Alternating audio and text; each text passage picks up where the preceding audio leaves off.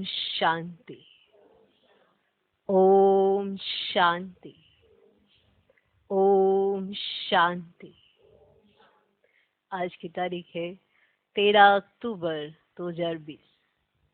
साकार महावाक्य। बाबा कहते, मीठे बच्चे, बाबा आए हैं तुम्हें घर की राह बताने। बाबा आए हैं तुम्हें घर की राह बताने।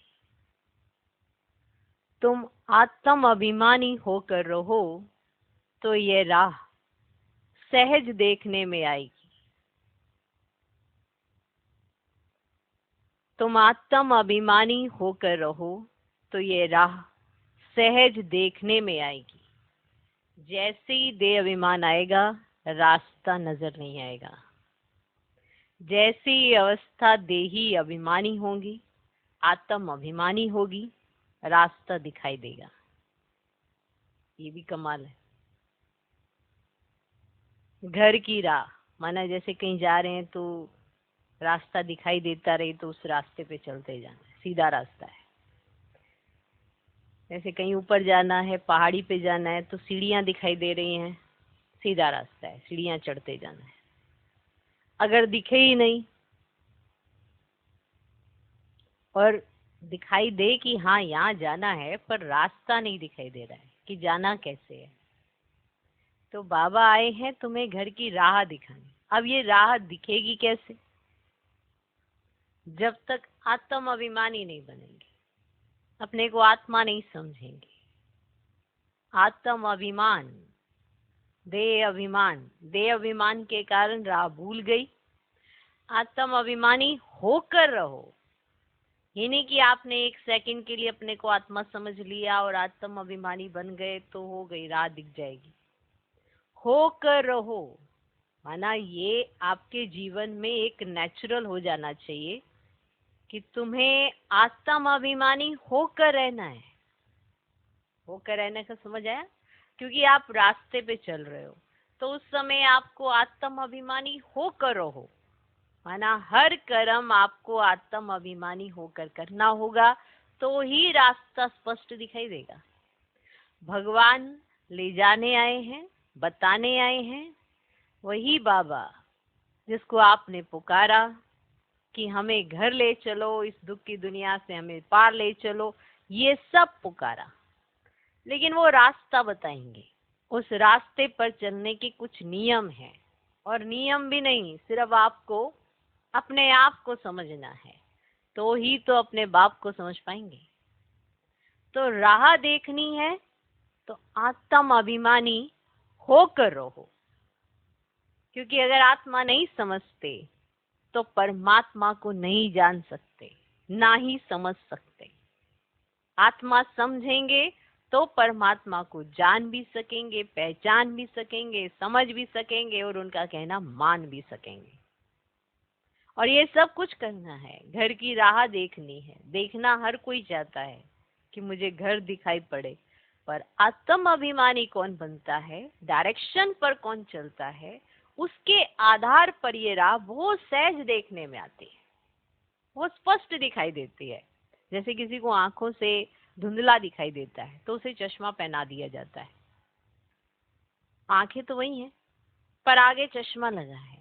चश्मे से उसको अच्छा सा साफ सा दिखाई देता है। माना जिस कमी की वजह से वो नहीं देख पा रहा था, आंखें थी पर कमी थी रोशनी की।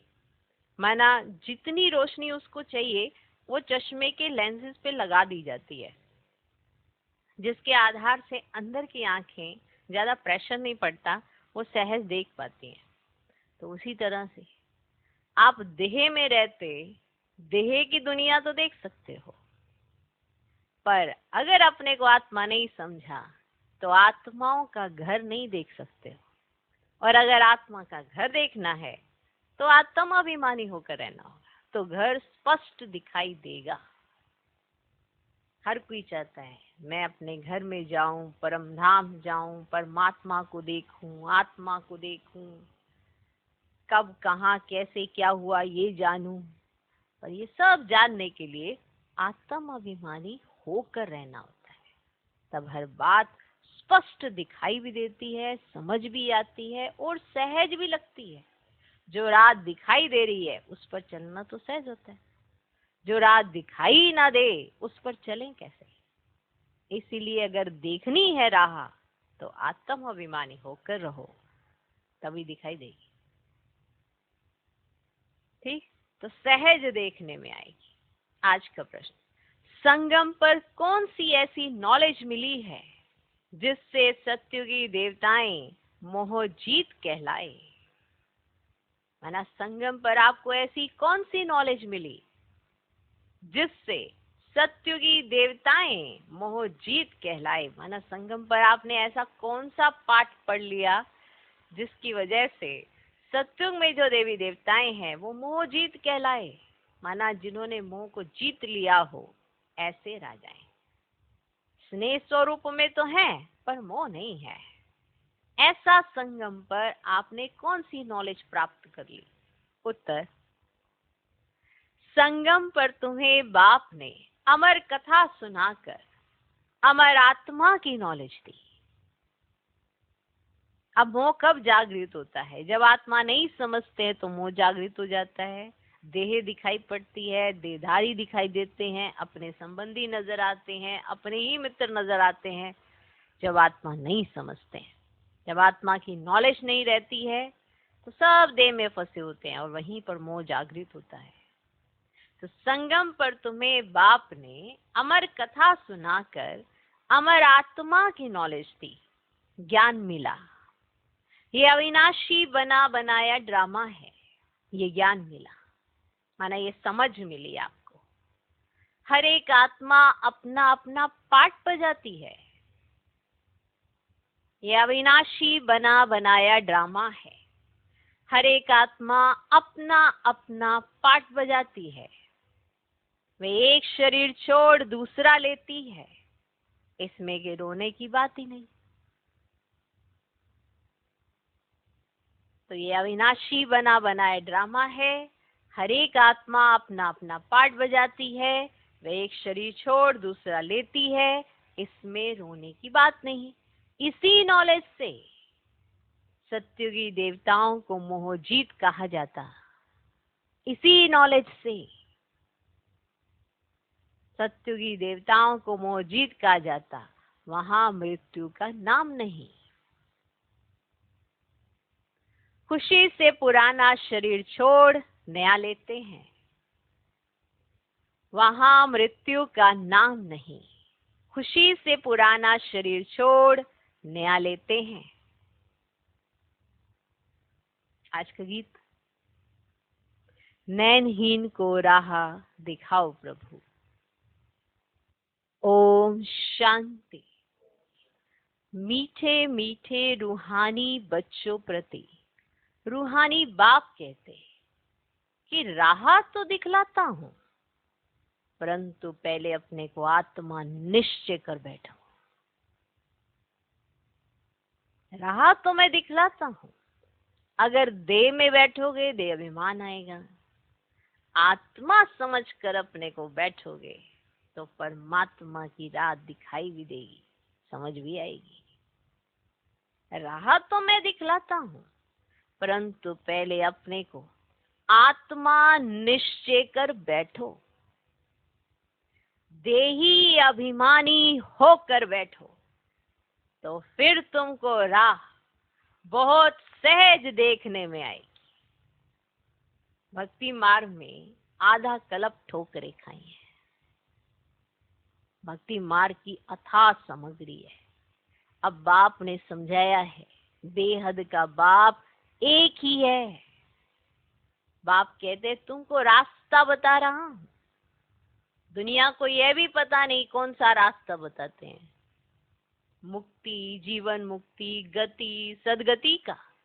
मुक्ति कहा जाता है शांति धाम को। आत्मा शरीर बिगर कुछ भी बोल नहीं सकती। कर्मेंद्रियों द्वारा ही आवाज होता है, मुख से आवाज होता है। मुख ना हो तो आवाज कहां से आएगा। आत्मा को ये कर्मेंद्रियां मिली हैं कर्म करने के लिए। आत्मा को ये कर्म इंद्रियां मिली हैं कर्म करने के लिए। रावण राज्य में तुम विकर्म करते हो, ये विकर्म छी छी कर्म हो जाते हैं। सत्युग में रावण ही नहीं तो कर्म अकर्म हो जाते हैं। वहां 5 विकार होते नहीं, उसको कहा जाता है स्वर्ग। क्या कहा जाता है? स्वर्ग। भारतवासी स्वर्गवासी थे, अब फिर कहेंगे नरकवासी। विषय वैतरणी नदी में गोता खाते रहते हैं, सब एक दो को दुख देते रहते हैं। अब बाप कहते हैं क्या? देखो, सब एक दो को जब दुख देते हैं तो सब बाबा से क्या कहते हैं? सब एक दो को दुख देते रहते हैं। अब कहते हैं बाबा ऐसी जगह ले चलो जहां दुख का नाम ना हो। वह तो भारत जब स्वर्ग था तब दुख का नाम नहीं था। स्वर्ग से नरक में आए हैं, अब फिर स्वर्ग में जाना है, ये खेल है। बाप ही बच्चों को बैठ समझाते हैं। सच्चा सच्चा सत्संग यह है, तुम यहाँ सत बाप को याद करते हो, वही ऊंचते ऊंच भगवान है। वह है रचता, उनसे वर्षा मिलता है। बाप ही बच्चों को वर्षा देंगे। हद का बाप होते हुए भी फिर याद करते हैं, हे भगवान, हे परम पिता परमात्मा, रहम करो। हद का बाप तो है, फिर भी उनको याद करते हैं ना। भक्ति मार्ग में धक्के खाते खाते हैरान हो गए हैं। कहते हैं, हे बाबा, हमको सुख शांति का वर्षा दो। ये तो बाप ही दे सकते हैं। सो भी किस जन्म के लिए? हिसाब करना चाहिए। सतयुग में जब इनका राज्य था तो जरूर थोड़े मनुष्य होंगे। एक धर्म था, एक ही राजाई थी। उनको कहा जाता है स्वर्ग सुखधाम। अब नई दुनिया को कहा जाता है सतो प्रधान, पुरानी को तमो प्रधान कहेंगे। ऐसे ही है ना। हर एक चीज पहले सतो प्रधान, फिर सतो रजो तमो में आती। छोटे बच्चे को सतो प्रधान कहेंगे। छोटे बच्चे को महात्मा से भी ऊंच कहा जाता है। महात्माएं तो जन्म लेते, फिर बड़े होकर विकारों का अनुभव करके घर बार छोड़ भागते हैं। छोटे बच्चे को तो विकारों का पता ही नहीं है, बिल्कुल इनोसेंट है। इसलिए महात्मा से भी ऊंच कहा जाता है। किसको? छोटे बच्चों को। देवताओं की महिमा गाते हैं, सर्वगुण संपन्न 16 कला संपूर्ण। साधुओं की ये महिमा कभी नहीं करेंगे। बाप ने हिंसा और अहिंसा का अर्थ समझाया है। किसको मारना, इसको हिंसा कहा जाता है। सबसे बड़ी हिंसा है काम कटारी चलाना। देवताएं हिंसक नहीं होते, काम कटारी नहीं चलाते। बाप कहते हैं, अब मैं आया हूं तुमको मनुष्य से देवता बनाने। देवता होते हैं सत्युग में। यहाँ कोई भी अपने को देवता नहीं कह सकते। समझते हैं हम नीच पापी विकारी हैं, फिर अपने को देवता कैसे कहेंगे? इसलिए हिंदू धर्म कह दिया है। वास्तव में आदि सनातन देवी देवता धर्म था। हिंदू तो हिंदुस्तान से निकाला है, उन्होंने फिर हिंदू धर्म कह दिया है। तुम कहेंगे हम देवता धर्म के हैं तो भी हिंदू में लगा देंगे, क्योंकि कॉलम हिंदू का ही। कहेंगे हमारे पास कॉलम हिंदू धर्म का है। पतित होने के कारण अपने को देवता कह नहीं सकते हैं। अभी तुम जानते हो हम पूज्य देवता थे, अब पुजारी बने हैं। पूजा भी पहले सिर्फ शिव की करते हैं, फिर वह बिचारी पुजारी बने। बाप एक है, उनसे वर्षा मिलता है। बाकी तो अनेक प्रकार की देवियां आदि हैं, उनसे कोई वर्षा नहीं मिलता है। इस ब्रह्मा से भी तुमको वर्षा नहीं मिलता है। एक है निराकारी बाप, दूसरा है साकारी बाप। एक है निराकारी बाप, दूसरा है साकारी बाप। साकारी बाप होते हुए भी हे भगवान, हे परम पिता कहते रहते हैं, कहते रहते हैं। लौकिक बाप को ऐसे नहीं कहेंगे तो वर्षा बाप से मिलता है, वरना आपको जो जन्म का वर्षा मिलता है एक है जहां जन्म आपको मिला, ठीक है, वहां लौकिक बाप के पास जितना वर्षा है, मान लो है ही नहीं तो आपको नहीं मिला।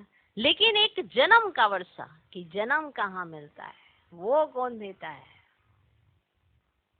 वो निराकारी बाप, पालौकिक बाप, जो आपके कर्मों का लेखा जोखा, जो आपके साथ चलता है। हर एक के अपने अपने कर्मों के हिसाब से उसको मिलता है क्या? जन्म। साकारी बाप से आपको जितना साकारी बाप के पास होगा, मान लो सर्विस करता है, कुछ उसने प्रॉपर्टी बनाई ही नहीं और आपका जन्म उसी घर में हो गया, तो अब आपको कहाँ मिलेगी प्रॉपर्टी?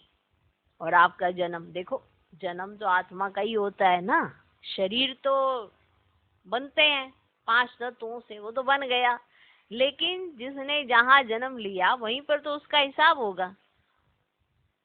अब लौकिक बाप का अच्छा बिजनेस है, बहुत सारी प्रॉपर्टी है, बहुत उसने आलीशान ऐसे सब कुछ बनाया, वहां पे जन्म हुआ,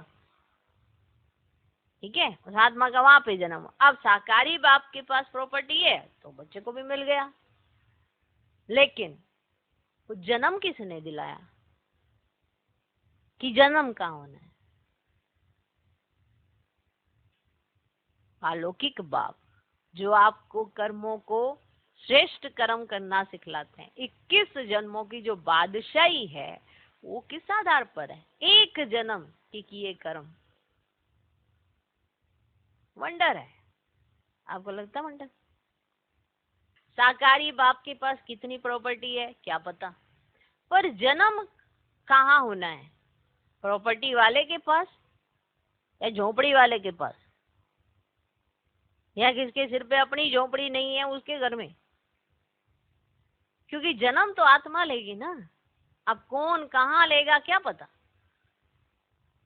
तो वो उसके अपने कर्म, अगर कर्म अच्छे किए तो जन्म अच्छे के घर में, अगर कर्म ही ऐसे किए तो उसमें एक दूसरे को क्या उलाने देते रहना कि अरे काश मैं पड़ोसी के घर में जन्म लेता, ऐसे थोड़ा। आपके कर्मों पर मान आपका जन्म हुआ है, और ये कर्मों का लेखा जोखा भी तो साथ चलता है। अपने आप थोड़ा आप जाके चलो इस बार मेरा जन्म यहाँ हुआ है, अगली बार मैंने अमेरिका में लेना है, इसके घर में लेना है, ऐसे सोच के कभी किसी ने अपना जन्म तय कर लिया? लेकिन संगम पकड़ सकते हो। आपको मालूम है कि आप लक्ष्मी नारायण भी बन सकते हो और श्रेष्ठ से श्रेष्ठ कुल में भी जा सकते हो। सिर्फ एक जन्म आपको डायरेक्ट परमात्मा के कहे अनुसार चलना है, वैसे ही कर्म करने हैं जो आपके सुकर्म बन जाए, और सुकर्मों का फल आपको 21 जन्मों की बादशाही मिलेगी। वंडर है। तो साकारी बाप होते हुए भी हे भगवान, हे परम पिता कहते रहते हैं। लौकिक बाप को ऐसे नहीं कहेंगे तो वर्षा बाप से मिलता है। पति और पत्नी हाफ पार्टनर होते हैं तो उनको आधा हिस्सा मिलना चाहिए।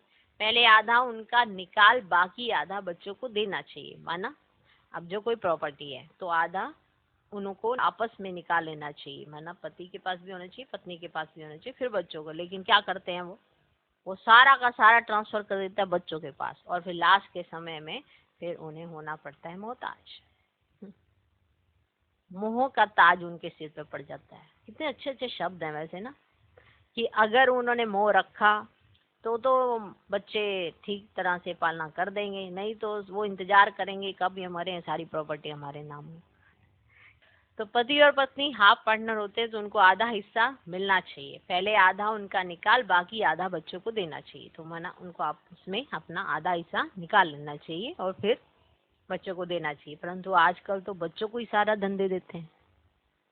कोई कोई का मोह बहुत होता है, समझते हैं हमारे मरने के बाद बच्चा ही हकदार रहेगा, तो पहले ही बन जाए। आजकल के बच्चे तो बाप के चले जाने पर माँ को पूछते भी नहीं।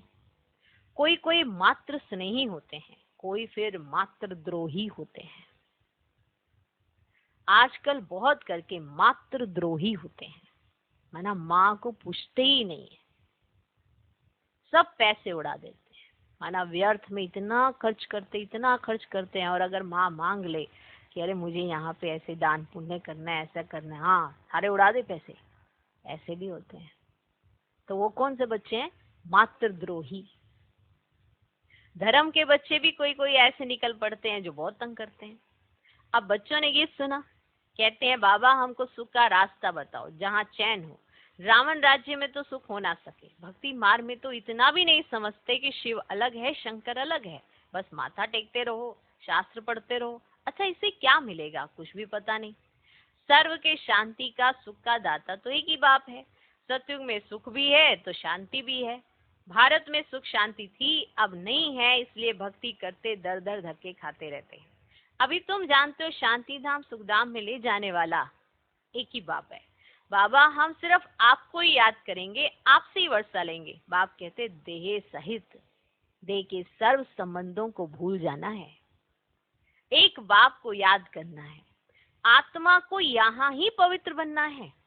याद नहीं करेंगे तो फिर सजाएं खानी पड़ेंगी, पद भी भ्रष्ट हो जाएगा। इसलिए बाप कहते हैं याद की मेहनत करो। आत्माओं को समझाते हैं। और कोई भी सत्संग आदि ऐसा नहीं होगा जहां ऐसे कहें हे रूहानी बच्चों। यह है रूहानी ज्ञान जो रूहानी बाप से ही बच्चों को मिलता है। रूह अर्थात निराकार, शिव भी निराकार है ना। तुम्हारी आत्मा भी बिंदी है, बहुत छोटी, उनको कोई देख ना सके सिवाय दिव्य दृष्टि के। दिव्य दृष्टि बाप ही देते हैं। भक्त बैठ गणेश हनुमान आदि की पूजा करते हैं, अब उनका साक्षात्कार कैसे हो? बाप कहते हैं दिव्य दृष्टि दाता तो मैं ही हूँ। जो बहुत भक्ति करते हैं तो फिर मैं ही उनको साक्षात्कार कराता हूँ, क्योंकि साक्षात्कार शिव बाबा ही कराते हैं। कोई भी भक्त आत्मा किसी की भक्ति करते हैं तो वो साक्षात्कार शिव बाबा ही कराते हैं। लेकिन किसी की भी भक्ति कर देने से जो साक्षात्कार हो जाएगा तो इससे फायदा कुछ भी नहीं, सिर्फ खुश हो जाते हैं। पाप तो फिर भी करते हैं, मिलता कुछ भी नहीं। पढ़ाई बिगड़ कुछ बन थोड़े ही सकेंगे। देवताएं सर्वगुण संपन्न हैं, तुम भी ऐसे बनो ना। बाकी तो वे है सब भक्ति मार्ग का साक्षात्कार। सचमुच कृष्ण से झूलो, स्वर्ग में उनके साथ रहो, वे तो पढ़ाई पर है। जितना श्रीमत पर चलेंगे उतना उच्च पद पाएंगे। तुम्हारी आत्मा भी देवता धर्म में थी, अर्थात कृष्ण के घराने में थी। भारतवासियों को यह पता ही नहीं है कि राधे कृष्ण आपस में क्या लगते थे। दोनों ही अलग अलग राजाई के थे। फिर स्वयंवरवाद, लक्ष्मी नारायण बनते हैं।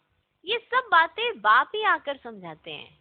अब तुम पढ़ते ही हो स्वर्ग का प्रिंस प्रिंसेस बनने के लिए। प्रिंस प्रिंसेस का जब स्वयंवर होता है तो फिर नाम बदलता है। तो बाप बच्चों को ऐसा देवता बनाते हैं।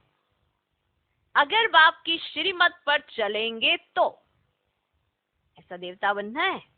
अगर बाप की श्रीमत पर चलेंगे तो तुम हो मुखवंशावली, वह है कुकवंशावली। वे ब्राह्मण लोग हथियाला बांधते हैं काम चिता पर बिठाने का। अभी तुम सच्ची सच्ची ब्राह्मणियां काम चिता से उतार ज्ञान चिता पर बिठाने हथियाला बांधते हो तो वह छोड़ना पड़े। यहाँ के बच्चे तो लड़ते झगड़ते पैसा भी सारा बर्बाद करते हैं। आजकल दुनिया में बहुत गंद है।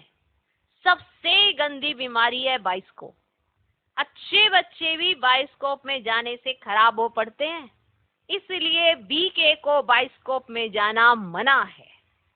हाँ, जो मजबूत हैं उनको बाबा कहते हैं वहां भी तुम सर्विस करो। उनको समझाओ ये तो है हद का बाइस्कोप, एक बेहद का बाइस्कोप भी है। बेहद के बाइस्कोप से ही फिर ये हद के झूठे बाइस्कोप निकले हैं। अभी तुम बच्चों को बाप ने समझाया है। मूल वतन जहाँ सभी आत्माएं रहती हैं, फिर बीच में है सूक्ष्म वतन और यह है साकार वतन। खेल सारा यहाँ चलता है, ये चक्र फिरता ही रहता है। तुम ब्राह्मण बच्चों को ही स्वदर्शन चक्रधारी बनना है, देवताओं को नहीं। परंतु ब्राह्मणों को ये अलंकार नहीं देते हैं क्योंकि पुरुषार्थी। आज देखो तो बड़ी अच्छी अवस्था, कल देखो तो पता नहीं, इसलिए अलंकार नहीं दे सकते। आज अच्छे चल रहे हैं, कल गिर पड़ते हैं, इसलिए देवताओं को दे देते हैं। माना संपूर्ण अवस्था को ही अलंकार दे देते हैं। लेकिन ये अलंकार यूज आप करते हो। स्वरूप आपको बनना है तो जब कंप्लीट हो जाते हो तो ये अलंकार उनको दिखा देते हैं। कृष्ण के लिए दिखाते हैं स्वदर्शन चक्र से अकासुर बकासुर आदि को मारा। अब उनको तो अहिंसा परमो धर्म कहा जाता है, फिर हिंसा कैसे करेंगे? ये सब है भक्ति मार्ग की सामग्री। जहां जाओ शिव का लिंग ही होगा। सिर्फ नाम कितने अलग अलग रख दिए हैं, मिट्टी की देवियां आदि कितनी बनाते हैं, श्रृंगार करते हैं, हजारों रुपया खर्च करते हैं उत्पत्ति की, फिर पूजा करेंगे, पालना कर फिर जाए डुबोते हैं। कितना खर्चा करते हैं गुड़ियों की पूजा में, मिला तो कुछ भी नहीं। बाप समझाते हैं ये सब पैसे बर्बाद करने की भक्ति है। सीढ़ी उतरते ही आए हैं, बाप आते हैं तो सबकी चढ़ती कला होती है, सबको शांति धाम सुख धाम में ले जाते हैं। पैसे बर्बाद करने की बात ही नहीं। फिर भक्ति मार्ग में तुम पैसे बर्बाद करते करते इंसॉल्वेंट बन गए हो। सॉल्वेंट इंसॉल्वेंट बनने की कथा बाप पैट समझाते हैं। तुम इन लक्ष्मी नारायण की डिनाइस्टी के थे ना, अब तुमको नर से नारायण बनने की शिक्षा बाप देते हैं। वो लोग तिजरी की कथा अमर कथा सुनाते हैं, है सब झूठ।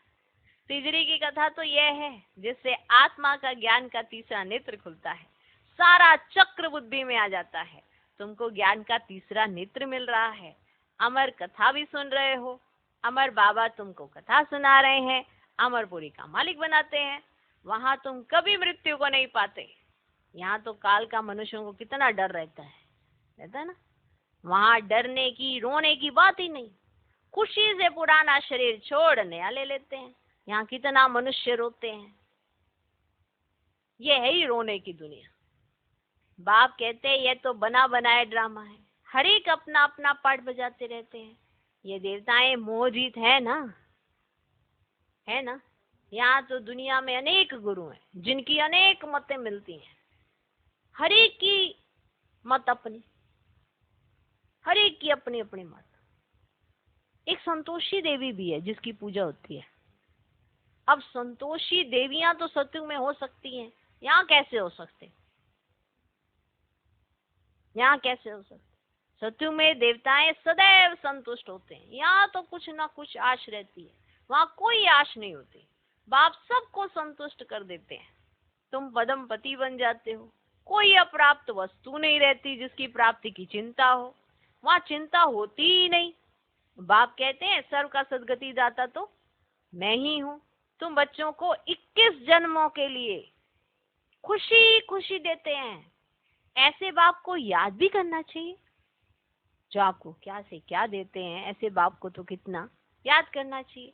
याद से ही तुम्हारे पाप भस्म होंगे और तुम सत्व प्रधान बन जाएंगे। ये समझने की बातें हैं। जितना औरों को जास्ती समझाएंगे उतना प्रजा बढ़ती जाएगी और ऊंच पद पाएंगे। ये कोई साधु आदि की कथा नहीं है, भगवान बैठ इनके मुख द्वारा समझाते हैं।